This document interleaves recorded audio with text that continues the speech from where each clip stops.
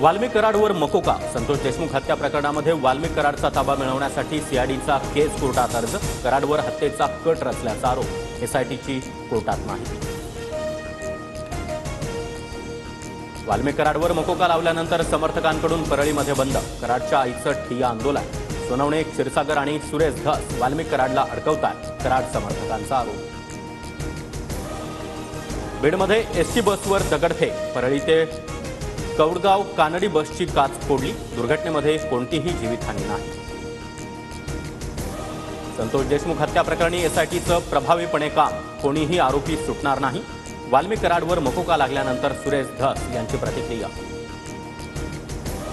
धनंजय मुंडेंच्या राजीनाम्यावर प्रमुखांनी निर्णय घेतला पाहिजे. महाराष्ट्राच्या जनतेचं मत विचारात घेतलं पाहिजे. शरद पवार यांची प्रतिक्रिया. वाल्मिक कराडनं पुण्यामध्ये मालमत्ता खरेदी केल्याचं समोर. ज्योती जाधवच्या नावानं वाल्मिक कराडनं मालमत्ता खरेदी केल्याची सूत्रांची माहिती. आजपासून ते 28 जानेवारीपर्यंत बीड जिल्ह्यामध्ये जमावबंदी लागू.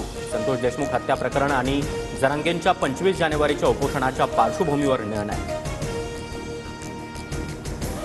गृहमंत्रीपदाची गरिमा राखली पाहिजे. शहांनी सहकार्यासाठी बाळासाहेबांचा आसरा घेतला. शरद पवारांचं अमित शहांना प्रत्युत्तर. स्थानिक निवडणुकीमध्ये एकत्र लढण्याबाबत कोणतीही चर्चा झाली नव्हती. काँग्रेस आणि ठाकरे गटासोबत एकत्र बसून चर्चा करू. शरद पवारांची प्रतिक्रिया. पक्ष कठीण काळातून जाताना जबाबदारीनं काम केलं पाहिजे. प्रत्येक गोष्ट प्रत्येकाला पटतेच असं नाही. संजय राऊतांचा भास्कर जाधव यांना सल्ला. शिवसेनेची जवळजवळ काँग्रेस झाली आहे. बैठकीमध्ये भास्कर जाधव यांचं वक्तव्य.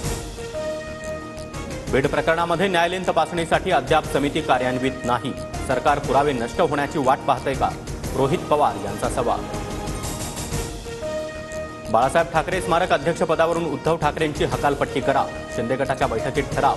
मुख्यमंत्री फडणवीसांकडे लवकरच मागणी करणार. रामदास कदम यांची माहिती.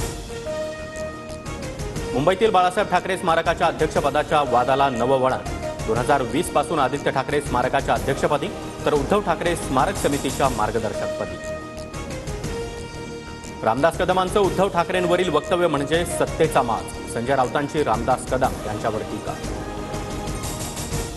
पंतप्रधान मोदी उद्या मुंबई दौऱ्यावर. महायुतीमधील आमदारांना उद्या रिपोर्ट कार्ड द्यावं लागणार.